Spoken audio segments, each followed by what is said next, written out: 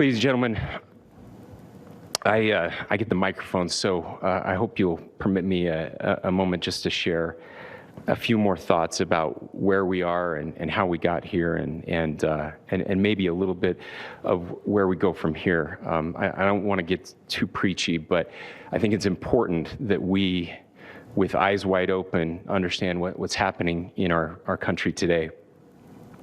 I've heard people say, well, why are we so invested in this?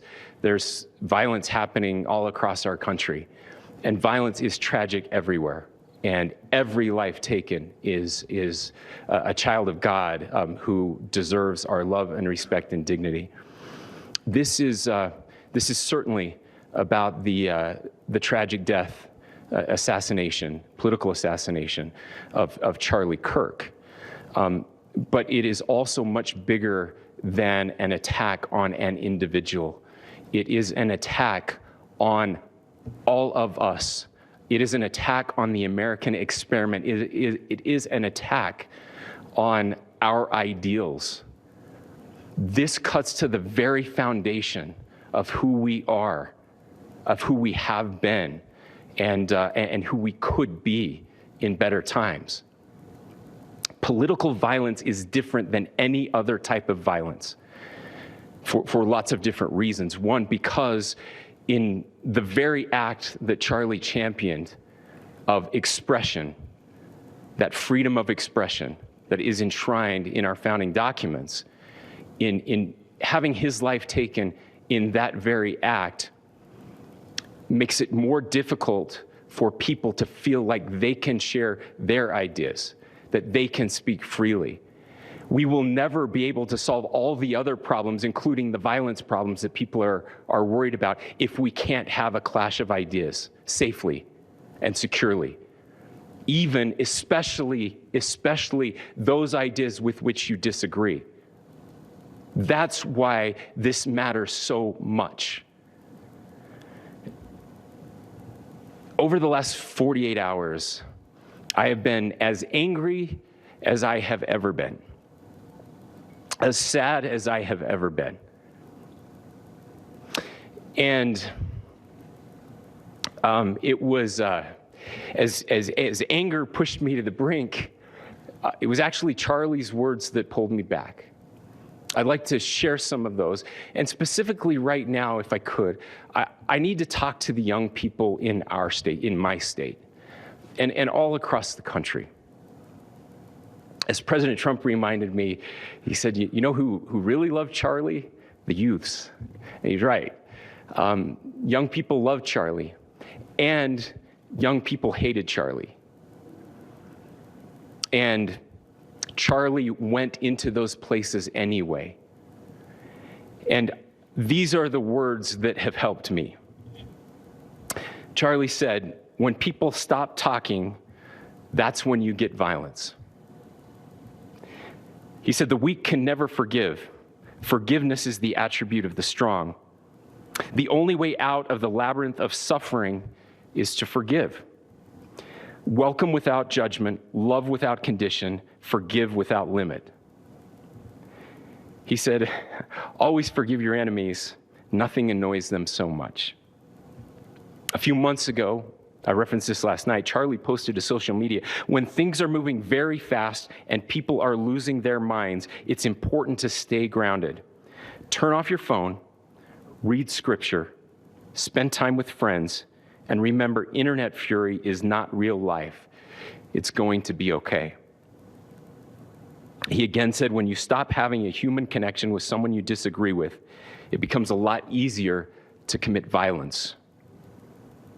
He said, what we as a culture have to get back to is being able to have a reasonable agreement, where violence is not an option. Now, again, to my young friends out there, you are inheriting a country where politics feels like rage. It feels like rage is the only option. But through those words, we have a reminder that we can choose a different path. Your generation has an opportunity to build a culture that is very different than what we are suffering through right now. Not by pretending differences don't matter, but by embracing our differences and having those hard conversations.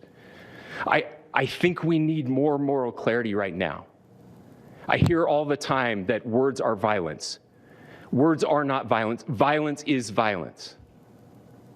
And there is one person responsible for what happened here. And that person is now in custody and will be charged soon and will be held accountable. And yet, all of us have an opportunity right now to do something different. I want to thank my fellow Utahns. This bad stuff happens. For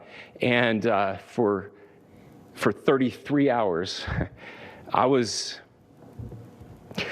praying that if this had to happen here, that it wouldn't be one of us, that somebody drove from another state, somebody came from another country.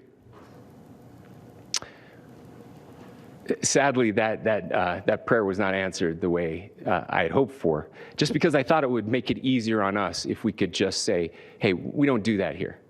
And indeed, Utah is a special place. We lead the nation in charitable giving. We lead the nation in service every year.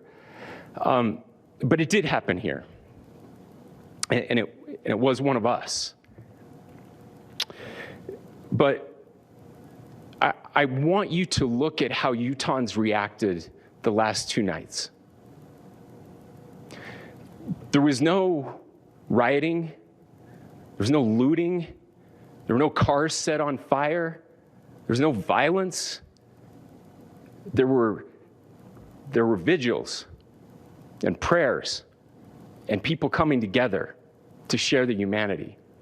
And that, ladies and gentlemen, I believe is the answer to this. We can return violence with violence. We can return hate with hate. And that's the problem with political violence, is it metastasizes, because we can always point the finger at the other side. And at some point, we have to find an off-ramp, or it's going to get much, much worse. But see, these are choices that we can make. History will dictate if this is a turning point for our country. But every single one of us gets to choose right now if this is a turning point for us. We get to make decisions. We have our agency. And I desperately call on every American, Republican, Democrat, liberal, progressive, conservative, MAGA, all of us to please, please, please follow what Charlie taught me. I'll just conclude with words I share often from a friend and author, Yuval Levin, who was asked if he was optimistic about our country. And he said, I'm not optimistic. He said, I hate optimism.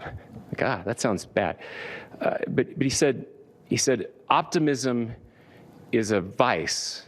It's this idea that good things are just going to happen. And he said, in the history of the world, good things have never just happened. He says, I'm not optimistic, but I am hopeful. And hope is the virtue that sits between the vices of optimism and pessimism. Hope is the idea that good things are going to happen because we can make them so.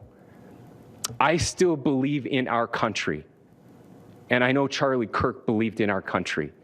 I still believe that there is more good among us than evil. And I still believe that we can change the course of history. I'm hopeful because Americans can make it so.